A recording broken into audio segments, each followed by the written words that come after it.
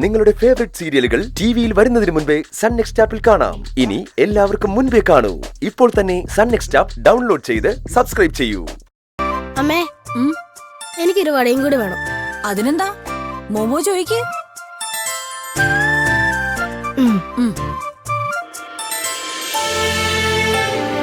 ഏതായാലും പരിചയമില്ലാത്ത ഈ സ്ഥലത്ത് താങ്കളെ പോലെ ഒരാളെ പരിചയപ്പെടാൻ പറ്റിയത് ഭാഗ്യമായി. ഒരു വടയും കൂടെ വേണം. മോനിരുന്നോ, അവിടെ ഒരു വട കൂടെ കൊടുത്തത്. നാട്ടിലെവിടെ? ഭഗവതിപുരത്താ. അവിടെ ദേവീക്ഷേത്രത്തിലെ ശാന്തിക്കാരനാ. അതെയോ? തിരുമേനിയെ പരിചയപ്പെടാൻ പറ്റിയതിൽ വളരെ സന്തോഷം. എനിക്ക് ചെറിയൊരു സഹായം വേണമായിരുന്നു. എന്താ, പറഞ്ഞോളൂ. ഇവിടെ 2 ദിവസം നിന്ന് അമ്മയെ മനസ്സ് നിറയെ കണ്ട് തൊഴണമെന്ന ആഗ്രഹം. താമസിക്കാൻ കുറഞ്ഞ വാടകയ്ക്ക് എവിടെങ്കിലും മുറി തരപ്പെടുത്തി തന്നാൽ ഉപകാരമായിരുന്നു. അതിപ്പോ കുറഞ്ഞ വാടകയെന്ന് പറഞ്ഞ തിരുമേനി എത്രയാ ഉദ്ദേശിക്കുന്നത്? ഇവിടുത്തെ രീതികളൊന്നും എനിക്ക് വലിയ നിശ്ചയമില്ല. എന്നാലും ഒരു 100-300 രൂപയ്ക്ക്. 300 രൂപയ്ക്ക് മുറിയോ? അതൊക്കെ പണ്ടായിരുന്നു തിരുമേനി. ഇപ്പോ ഇടത്തരം ഒരു മുറി വേണമെങ്കിൽ പോലും കുറഞ്ഞൊരു 750 രൂപയെങ്കിലും കൊടുക്കണം. അതും 2 പേർക്ക് തങ്ങാൻ. ആള് കൂടുതലാണെങ്കിൽ അതിന് അഡീഷണൽ കാശ് വേറെയും കൊടുക്കണം. അയ്യോ, അത്രയും കാശാവോ? കഷ്ടായല്ലോ ഈശ്വര. ഇനിയിപ്പോ എന്താ ചെയ്യാ? എന്താ തിരുമേനി ആലോചിക്കുന്നത്? വഴിച്ചിലവിനൊന്നും വേണ്ടത്ര കരുതാതെയാണോ പോകുന്നത്? പരിചയ സ്ഥിതിക്ക് തുറന്നങ്ങ് പറയാലോ. സാമ്പത്തികമായിട്ട് നല്ല പരിങ്ങലാണ് എന്റെ അവസ്ഥ. ഈ യാത്ര തന്നെ എന്റെ മോൾക്ക് വേണ്ടിയാ.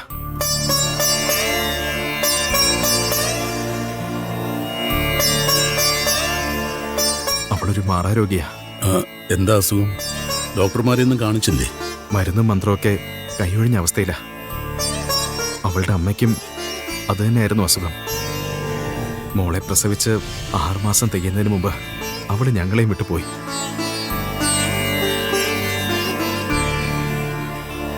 അപ്പോ കൂടെയുള്ളത്? ഒരു പെൺകുഞ്ഞിനെ ഒറ്റയ്ക്ക് വളർത്തിയെടുക്കാൻ പ്രയാസാകുമല്ലോ എന്ന് കരുതിയാ മറ്റൊരു വിവാഹത്തിന് തയ്യാറായത്. അവളുടെ ആദ്യ ബന്ധത്തിലുള്ളതാ ആ മോൻ. ഓ, അത് ശരി. ജാതകപ്രകാരം എന്റെ മോൾക്കിനി അധികാലം ആയുസില്ല ചങ്ങാതി. അതുകൊണ്ടാവും അവൾക്ക് ഇങ്ങനൊരു മാറാരോഗം പിടിപെട്ടത്. അമ്മയെപ്പോലെ തന്നെ അവളും വലിയ ശിവഭക്തയാ. നന്നായി പാടും എന്റെ കുട്ടി. ഇവിടെ വരണമെന്നും മോളുടെ അരങ്ങേറ്റം അമ്മയുടെ മുന്നിൽ വെച്ച് നടത്തണമെന്നും ഒക്കെ മോളുടെ അമ്മയുടെ വലിയ ആഗ്രഹമായിരുന്നു. അതൊന്നും സാധിച്ചു കൊടുക്കാൻ എന്റെ സാഹചര്യം അനുവദിച്ചില്ല.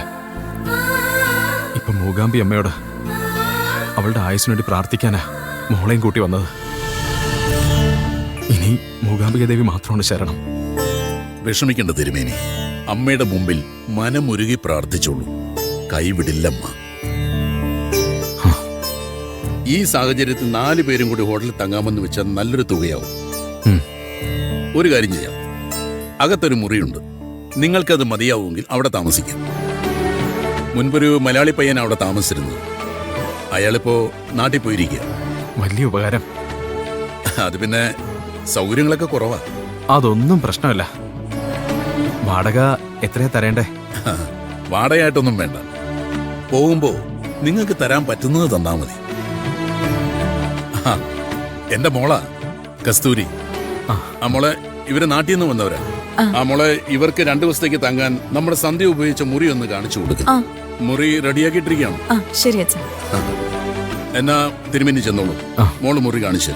വലിയ ഉപകാരം. ദേവി അനുഗ്രഹിക്കട്ടെ. അച്ഛൻ വന്നു. നമ്മുടെ മുറി ശരിയായിട്ടുണ്ട്. നമ്മൾ ഇവിടെയാണോ താമസിക്കുന്നത്? ഹോട്ടലില്ലേ? ഹോട്ടലിൽ താമസിക്കണമെന്ന് നിർബന്ധമൊന്നുമില്ലല്ലോ. സാധനം എടുത്ത് വേഗം വാ. മോള് വാ.